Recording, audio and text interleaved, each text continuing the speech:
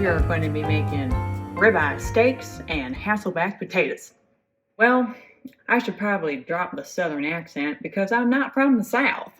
So today we're going to be making a classic ribeye steak with Hasselback potatoes. Now Hasselback potatoes is a very easy and impressive way to do potatoes. This dinner is fairly simple to make, and it doesn't really require a lot of ingredients, and it doesn't really require a lot of time. So if you are kind of in a rush one day, but you have a hot date coming over later, this might be a meal that you might want to make. So let's talk steaks for just a moment.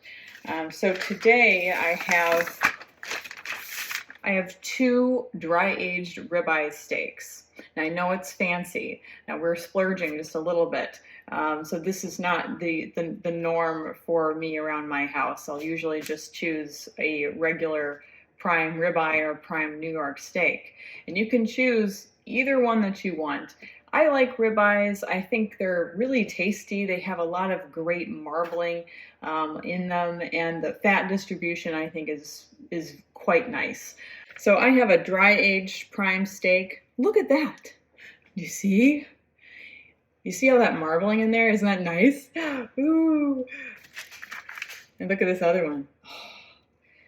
Oh my gosh. So when you get your steak and you bring it home from the supermarket, the first thing that you want to do is you want to take it out of its packaging and you want to salt it. The salt is going to bring out the flavor in the meat, and it's going to make it that much better taste-wise, and it's going to make it that much juicier as well. So salt your steak, and then you can put it back in the refrigerator if you don't plan on cooking it right away. So when it's time to make your steak, bring it out of the refrigerator and set it on your kitchen counter, and then bring it up to room temperature. Now why this is, let me tell you.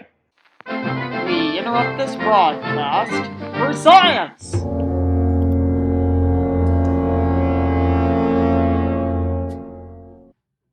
Oh, hi. So the reason why you need to bring your steak out 30 minutes before you plan on cooking it is because you want the entire steak to cook nice and evenly. Now, if you were to throw that cold steak onto a hot skillet, what you would find is that the surface of the steak is going to burn, while the inside of the steak is going to be pretty raw and probably undercooked. If you see any steak around, just let me know. All right, so let's talk tater for a second, shall we? So the Hasselback potatoes are interesting. They're quite unique, as I like to playfully say. The deal with the Hasselback is they dress to impress. Okay, so these potatoes really do look quite lovely, actually, when you're done with them. And what we're going to do is we're going to take a russet potato, or an Idaho potato, and we are going to actually score the potatoes. The number you have dialed has been changed. The new number is perpendicular, and we're going to make we're going to make 1/8 of an inch cuts all around the potato, so it kind of like peels out like an accordion. And then we're going to put in delicious things like butter and oil and herbs and spices, and we're really going to glam this thing up. So let's do it. Now, other potatoes you might be wondering, like yellow potatoes or Yukon potatoes, should you use those? No, you should not use those. There's a long story to that. The Yukon potatoes, they have a higher water and sugar content in them, and they're not going to end up crispy. They're actually going to end up kind of soft. So we want this potato to lay very flat. So we are going to make an incision. Okay, you're just kind of taking off just a little bit of the potato. So once the potato is laying flat like so we don't want it rolling around in the oven, like woo, we don't want that. We want it just to be stationary.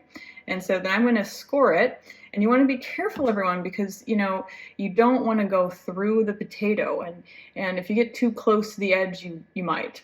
So be very careful. Don't go through the potato, and you can go slow. See, we're making very small incisions. See, there we go. So here we go. Yeah, it's like an accordion. Tons of fun. All right, so I've got 2 tablespoons of melted butter in here, and this is going to go over about 4 potatoes. And we've got some parsley. I'm going to do about half a teaspoon of parsley, 1/4 of a teaspoon of thyme, 1/4 of a teaspoon of garlic powder, some salt, and some ground black pepper. So then I'm going to mix it all together. Yum, yum, yum, yum. All right, we're going to take our potatoes.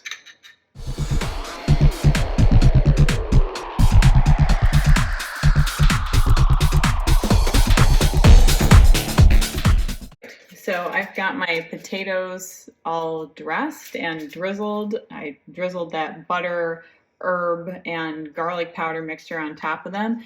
And now we're going to put them in an oven on 425 degrees. We are going to cook them for 30 minutes. Then we're going to baste with olive oil and cook them for another 20 minutes. And they should be really good and really crispy. So let's do it. Okay, so I've got a tablespoon of butter here in a cast iron skillet. I love cast iron skillets for searing steaks. They do an amazing job of searing steaks. So if you don't have a cast iron skillet, just go out and get one. And these steaks are ready to go. They are thoroughly salted. They are peppered on both sides of the steak. They're also brought up to temperature, so they're not freezing cold on the top, and they seem very kind of even throughout. So, all right, these babies are ready to rock. We've got this pan on medium-high heat. We're going to take our steaks.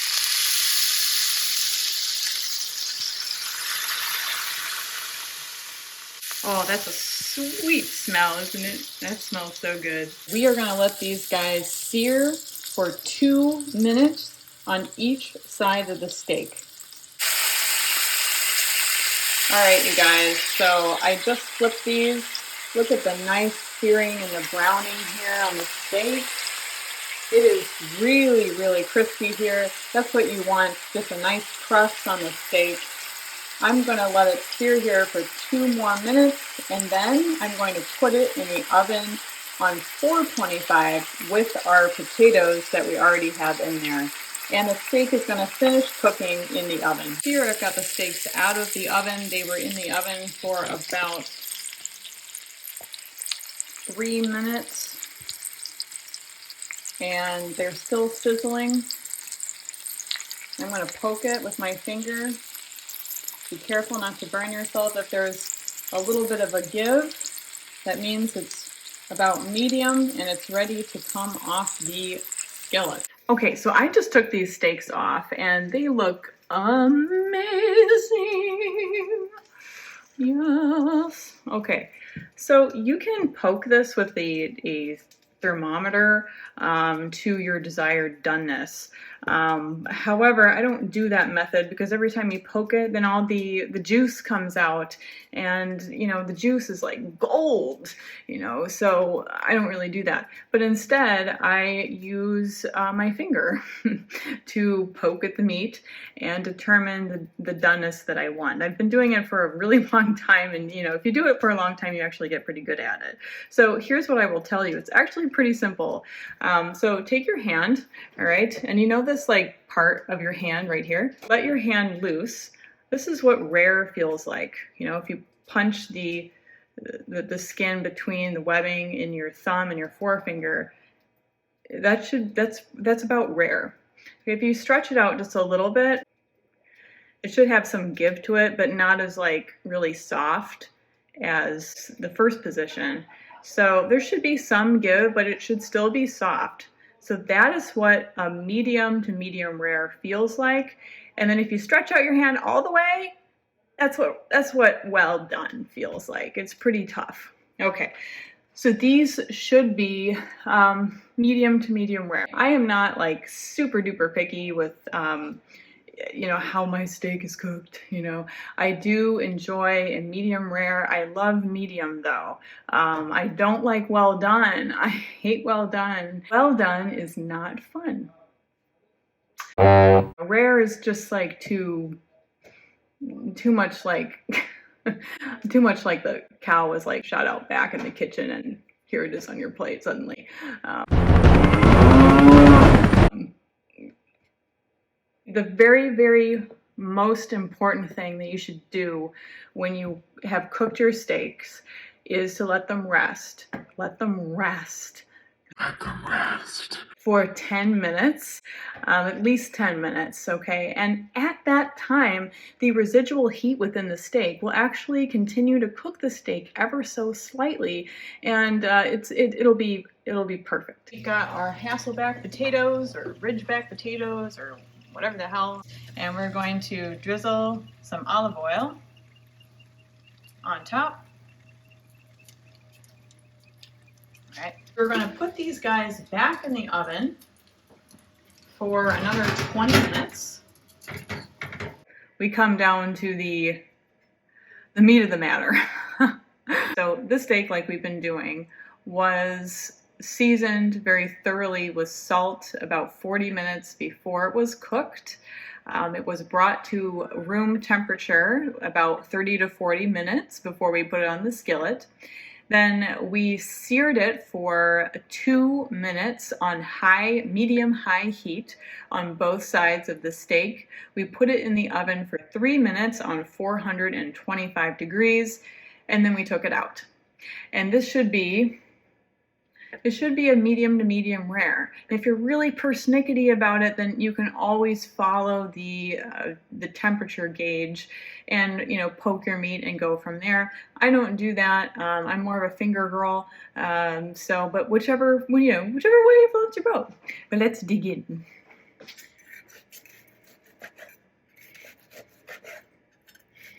This has been resting for about 10 minutes.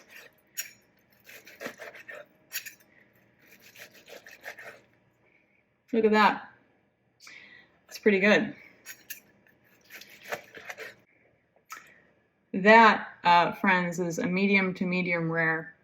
And that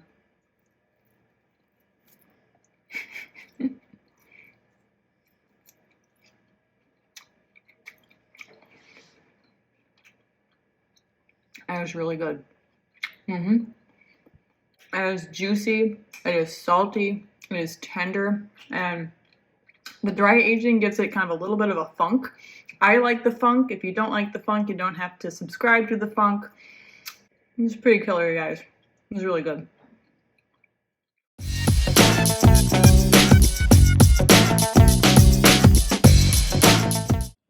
Juicy, delicious, perfectly cooked, and it's got that dry aged funk to it. That's delicious. Yep. The potatoes cook perfectly. It just kind of melts in your mouth. Really delicious and really fresh. Great. Crispy. No. Good Friday night date meal. Oh, good any night date meal.